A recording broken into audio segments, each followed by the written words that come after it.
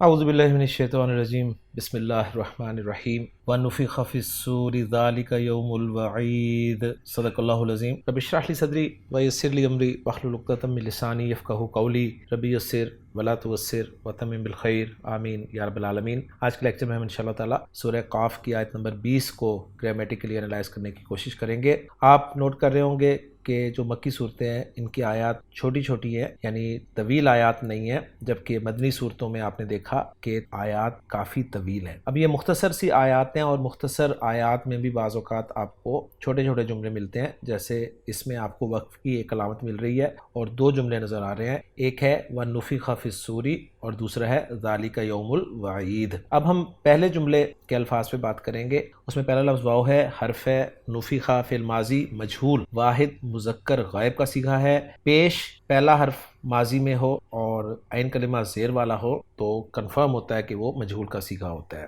نون، فا اور خا اس کے حروف مادہ ہیں۔ خان صاحب نے اسے باب نون سے ذکر کیا ہے، نفخ ینفخ نفخن، جس کے معنی لکھے ہیں انہوں نے پھونک مارنا۔ فی حرف جر ہے، جس کے بعد السور کا لفظ معروف، اس میں ہم سب جانتے ہیں کہ قیامت کے دن سور میں پھونکا جائے گا، تو السور یہاں پر معرفہ ہے، واحد ہے، مذکر ہے اور مجرور ہے۔ خان صاحب نے سور کو فعل کے طور پہ باب نون سے ذکر کیا ہے، صاد واو را حروف مادہ کے تحت۔ سورا یسورو تبدیلی کے بعد سارا یسورو، سورن ایک معنی ہلانا مائل کرنا، دوسرے معنی کاٹنا مجسمہ تراشنا۔ اس کے بعد پھر انہوں نے سور لفظ ذکر کیا نیچے کہ یہ اسم ذات ہے، ہر وہ چیز جس میں پھونکنے سے آواز پیدا ہو، جیسے سائرن وغیرہ جو ہے۔ تو آیت کا ریفرنس انہوں نے سورۃ الانعام سے دیا ہے، یوم ینفخ فی الصور، تو نفخہ یہاں پر استعمال ہو گیا ہے اور ینفخ اس کا فعل مضارع جو ہے مجہول وہ سورۃ الانعام میں استعمال ہوا ہے۔ دوسرے جملے میں ذالکہ اسم اشارہ واحد مذکر بعید کے لیے ہے، یوم کا لفظ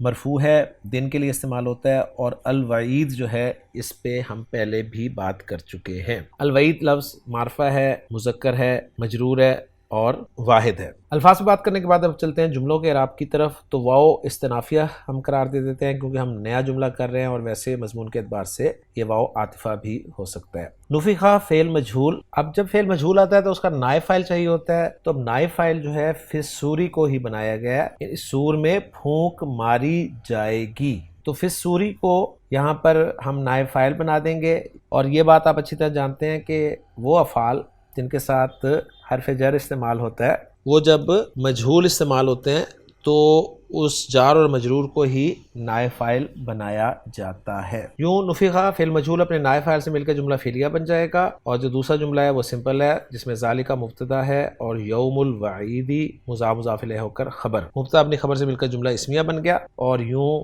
ہماری ورکنگ مکمل ہو گئی۔ محمود صافی صاحب کی ورکنگ سے ذرا میچ کر لیتے ہیں۔ محمود صافی صاحب نے واو کو استنافیہ قرار دیا ہے، فی الصور کو نائب فاعل قرار دیا ہے، یوما کو خبر قرار دیا ہے مبتدا ذالکہ کی، اور جملہ نفخ فی الصور لا محل لہ استنافیہ قرار دیا ہے، اور ذالکہ یوم الوعید والا جملہ لا محل لہ تعلیلیہ قرار دیا ہے۔ تو ورکنگ 100% ہماری میچ ہوگی محمود صافی صاحب کی ورکنگ کے ساتھ۔ تفسیر جلالین میں اس آیت کے حوالے سے کوئی خاص بات نہیں کی گئی سوائے اس بات کے کہ ذالکہ کا جو اشارہ ہے یہ یوم النفخ کی طرف آ رہا ہے، یعنی پھونکنے کا دن، یہ یوم الوعید ہوگا۔ اب رہ گیا اس آیت کا ترجمہ، تو وہ آپ کے ساتھ شیئر کر دیتا ہوں۔ اس آیت کا ترجمہ کچھ یوں کیا گیا ہے، وَنُفِخَ فِي الصُّورِ، اور سور میں پھونکا جائے گا۔ یہ جائے گا ترجمہ اس لیے کیا جا رہا ہے کیونکہ قیامت کا تذکرہ ہے، اور قیامت کا تذکرہ آپ کو عام طور پر قرآن مجید میں ماضی میں ہی ملتا ہے۔